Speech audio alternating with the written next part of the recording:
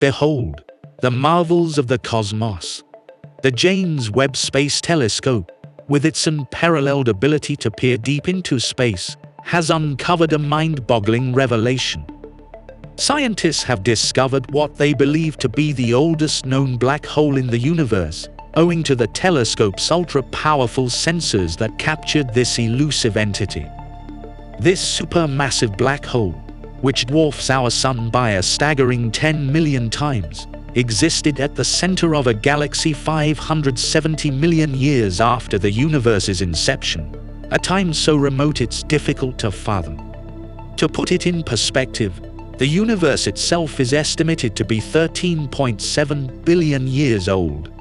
What is strange here is that not only are we discovering ancient galaxies that contradict the Dark Ages, according to the standard models of cosmology, we are also discovering these massive black holes that are painting a very different picture of the early universe. What is going on? Welcome to Lab 360, it's time to explore.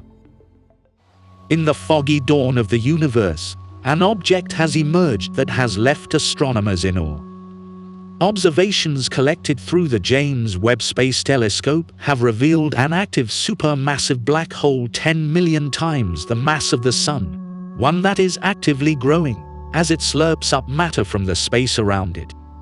At just 570 million years after the Big Bang, this is the earliest growing supermassive black hole detected yet, although scientists are hoping it won't remain the record holder for long. The black hole was found inside one of the earliest galaxies ever detected, previously known as EGS Y8P7, though since renamed Sears 1019.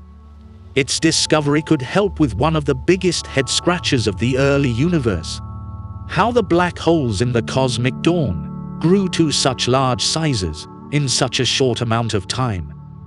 We found the most distant active galactic nucleus, AGN, and the most distant, earliest black hole we've ever found, said an astrophysicist associated with the finding. Scientists were initially looking at Sears 1019 as part of their work, investigating light produced by star formation in the very early universe. This light, called Lyman alpha emission, is thought to be generated by the ionization of neutral hydrogen by star formation activity. The early universe was filled with a fog of neutral hydrogen, which prevented light from propagating. It was only after this hydrogen was ionized that light could stream freely. This epoch of reionization, as it is known, is not fully understood.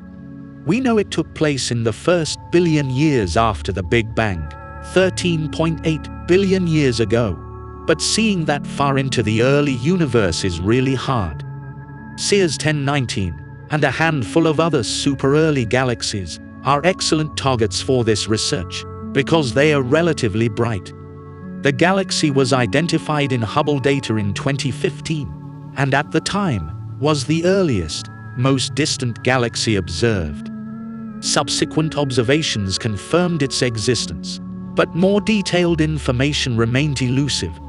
The earliest light in the universe has shifted so far into the infrared part of the spectrum, due to the universe's expansion, that a powerful dedicated infrared instrument, like Webb, is necessary to probe them.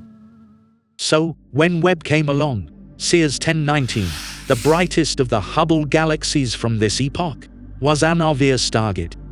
The telescope stared at the galaxy for just 1 hour, with all 4 of its instruments, but returned a wealth of data.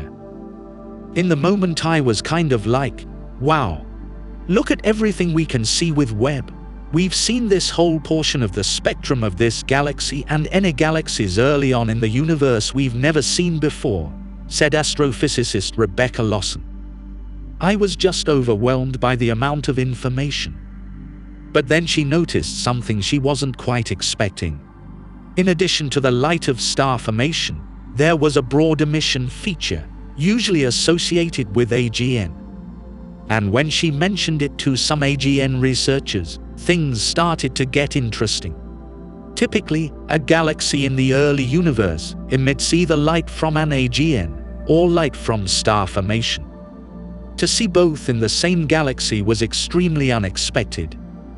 There is some impact that the black hole is having on the emission lines that we are seeing, but most of the light we see in our images is still dominated by the star-forming part of the galaxy. That a supermassive black hole existed more than 13.2 billion years ago and was seen growing is not as surprising as you might think. Much larger black holes have been detected in the early universe. Scientists still do not know how the black holes in those galaxies got to be so massive that early on in the universe. We have only recently discovered galaxies that formed only 300 million years after the Big Bang.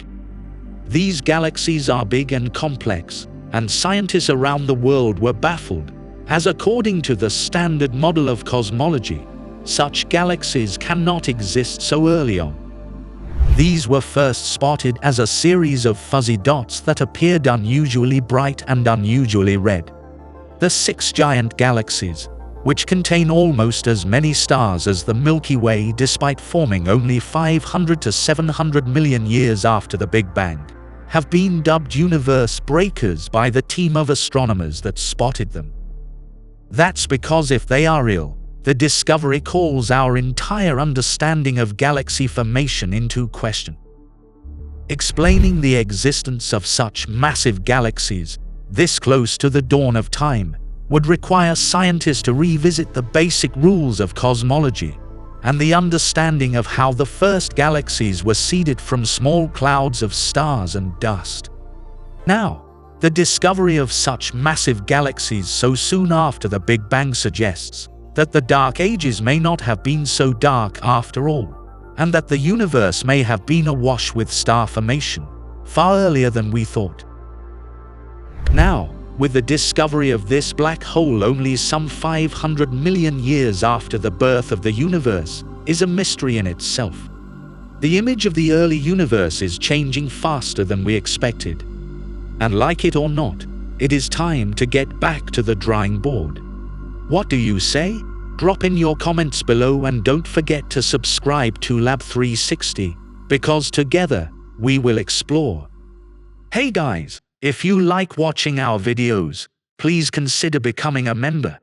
With your support, we can continue to make more such videos and explore the secrets of our world together. Thanks for watching. Until next time.